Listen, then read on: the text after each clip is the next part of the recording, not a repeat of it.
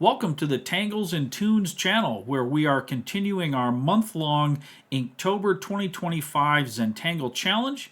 And I've had my wife Gayle with us each step of the way. Hello.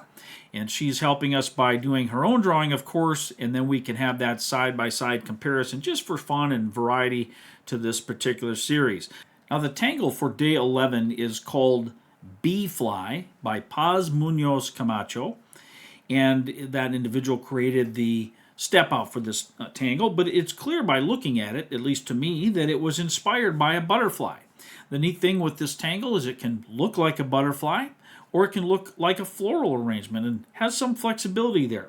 So I guess I was doing some sketches on my Post-its, as I often do, just thinking sort of with my pen as to how we might draw this, and I realized, well, we can do a bee-fly, which is the tangle, in some form of a butterfly.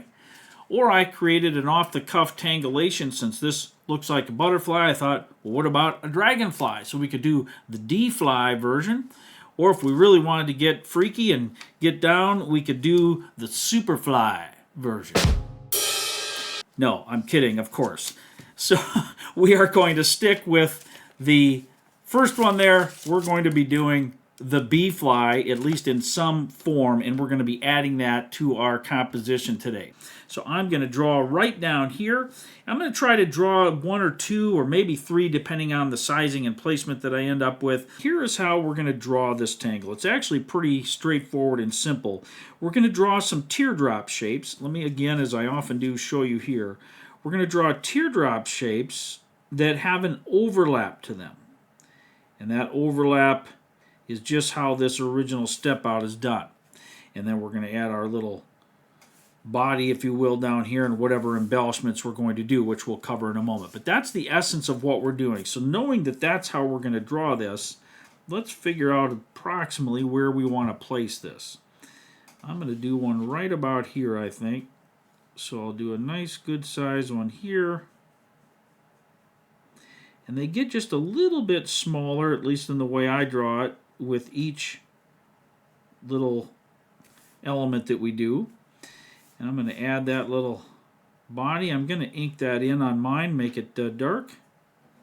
And then there's a little orb on each side of that as far as how that original step out is showing us. And I'm also going to put a little antenna coming off of each side, so to speak, there. Now, the other thing is, in the original tangle, or the step out, there's an aura around the entire thing. Well, I'm going to make it a little more butterfly-like, so I'm going to leave the aura not on the body of the little critter here, but I am going to bring the aura around the wings here, or what appear to me to be the wings. And I'll just taper and tether them in like that. Now, I'm also going to ink this aura.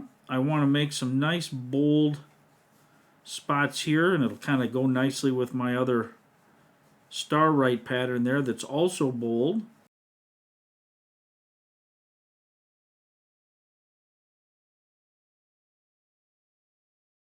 I'm also going to ink these pieces here just because of the other design element that I'm going to choose to do, but this can be embellished and enhanced in a wide variety of ways. If you look at the original step out, there's some that are drawing extra auras in here, then lines. There are lines that come up inside of here. We can draw other Zentangle patterns right in here, which is kind of what I'm going to do, but I also am going to ink these little pieces.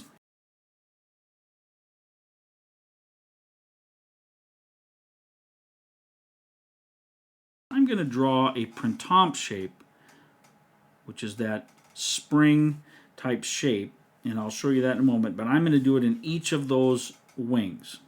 So I'm going to start here, just create a nice spiral, and when I run out of room, I'm going to bring that together like that, because I want to keep some white around that edge. At least that's my goal.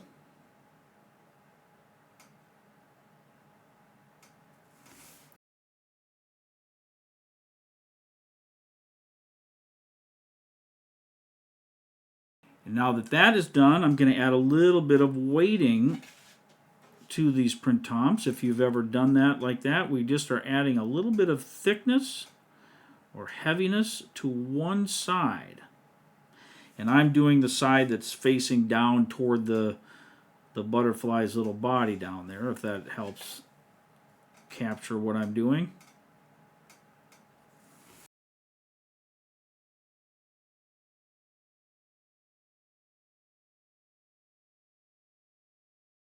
I'm going to fill in the rest of this or create the final elements of my design with some graphite, but I am also going to add just a couple little lines with a dot at the top. And in these other pieces, I don't think I'm going to be able to do two and have it look right, so I'm just going to put one in there, turning my sheet here so I can draw a little more easily. And there we go. So that's my first B-Fly, which we'll get to the shading here in a moment. So now I'm looking at what can I do over in this little area and fill that in and make some use of it. So I'm going to draw another B-Fly right in this area.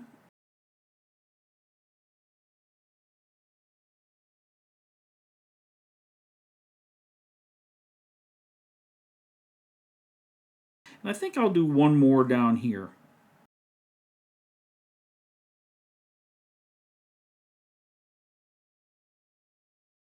Now these little tiny ones I'm going to embellish a little bit differently just because they're too small to get those kinds of details down in there that I did here in my larger one. So what I'm going to do is just create a few little dots that go around this wing shape.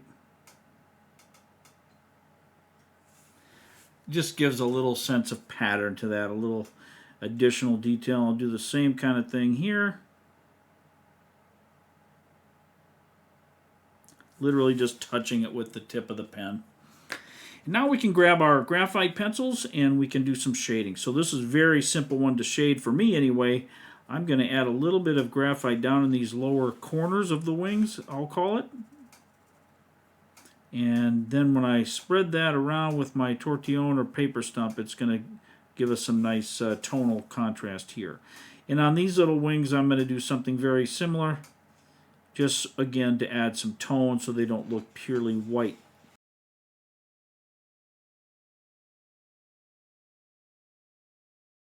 This is how I'm doing it, so I'm just showing you my approach to it today.